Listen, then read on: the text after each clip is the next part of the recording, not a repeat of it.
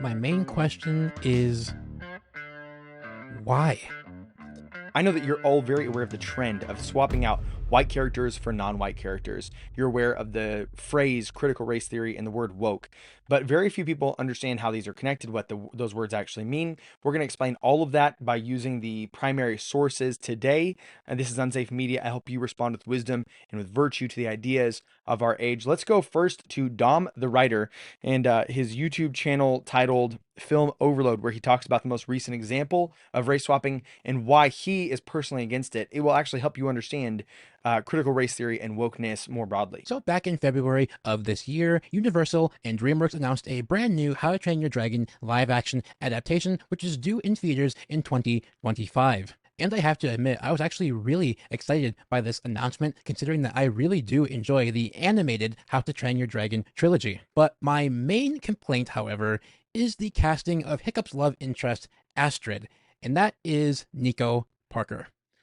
There comes a certain point in time where you just get kind of sick of a particular tactic. And I, for one, am getting really sick of this particular tactic, and that is the concept of the race swap. Now, there's been a few ridiculous race swaps that have made their way to mainstream news. One obviously being, Velma. We got Anne Boleyn a couple years back, Cleopatra, and just most recently we got Halle Bailey as Ariel. They're doing this so that everyone in air quotes can understand and relate to these characters. But who's to say that a black character can't relate to a white character? That's a very kind of racist way of thinking, if you ask me, because then you're saying that only African Americans can relate to black characters. It's not that they don't think you can, it's that they don't think that you should. And again, we're going to go to the primary sources here in just a moment to prove that. Not the case. I have no problems watching a movie full of white characters. Why? Because I don't see skin tone. I just see the person underneath the skin. You watch a film or a television series for the character and who they are as a person, not for their skin color. What he just articulated there is what critical race theorists call the traditional civil rights discourse around race. And they don't think that it's false per se. They think that it is politically disadvantageous, and therefore we should abandon that approach in favor of what they call race consciousness. I'm going to go directly to one of the most seminal works in critical race theory titled Mapping the Margins, Intersectionality, Identity Politics, and Violence Against Women. It's a 60-page article. I highly recommend you read the entire thing. It will help you understand the ideas that you are interacting with on a daily basis. What we're going to see here is the idea of what it means to be woke and why it is that activists and critical race theorists and the sort of zeitgeist right now is against the idea of being colorblind. What he just said there is the characters on screen exhibit universal traits that we can either learn from, that we can relate to, that we can despise, right? They're good or they're bad. The fact that they're white or black or Asian or male or female is all superficial. The fact that they're a person is the most important thing about them, and because of that, we have this capacity then to relate to them. Let's go and let's jump right in. This is the second to last page. It's written by Kimberly Crenshaw. She's one of the founding members of critical race theory. Right behind Derek Bell, she's usually cited as one of, if not the founders of the theory. She named it. We can all recognize the distinction between the claims I am black and the claim I am a person who happens to be black. I am black takes the socially imposed identity and empowers it as an anchor of subjectivity. This idea of subjectivity is deeply rooted in Marxism. Now, whenever you say that, people will immediately recoil as though you're a conspiracy theorist or you're trying to denigrate them, drag them through the mud.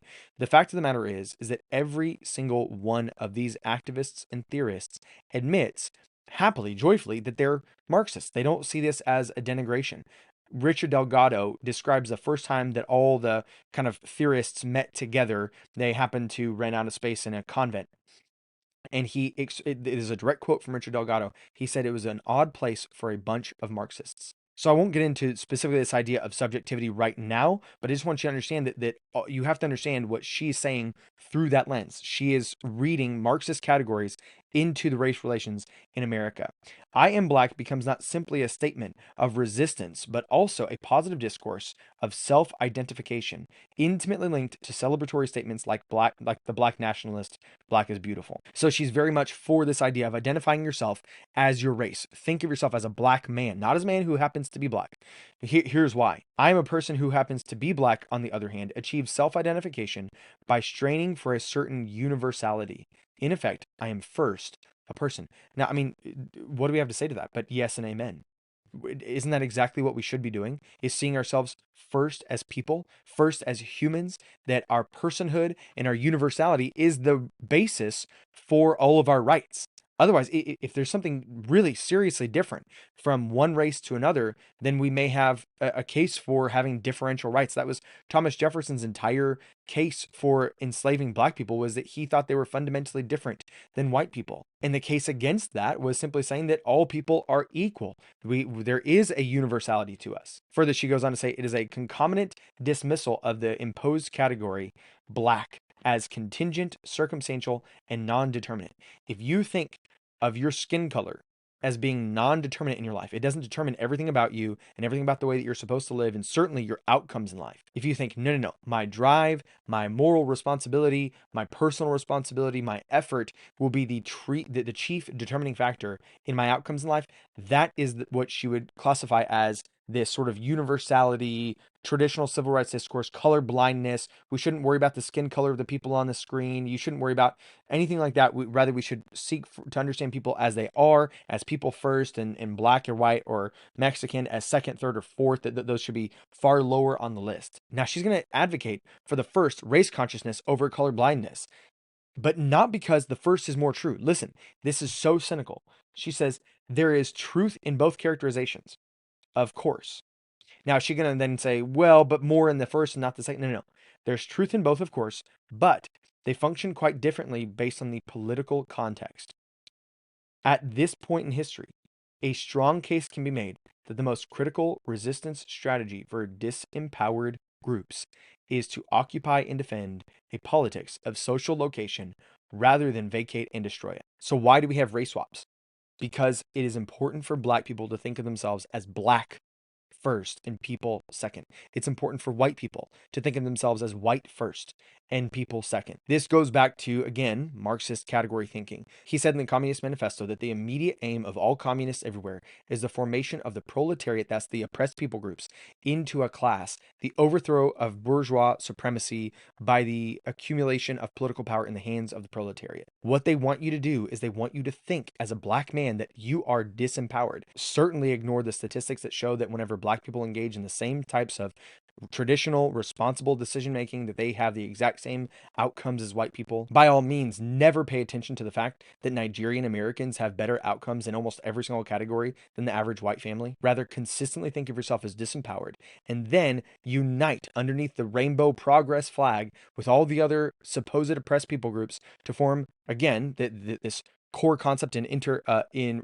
critical race theory, this idea of intersectionality, form an integrated intersectional proletariat class consciousness, so that we can demonize the straight white heterosexual male who's married, who thinks that he's a male, take him, pretend like he's in the center of society and that everything is built for his benefit and that all the privileges are systemically aimed at him, so that then we can take him out of the middle and not replace him with, say, black values or Indian values, but rather have no middle, and instead have sort of a circle of intercommunal, intercultural values where everybody is equally valued and no consistent behavior results in any disparate outcomes. And of course, this is what it means to be woke. To be woke means to be awakened to the structural reality of society, including the deceptions that it places on us. So, for example, if you said meritocracy is the fundamental moral axiom by which we should measure people's behaviors, and if this results in racial disparities, so be it.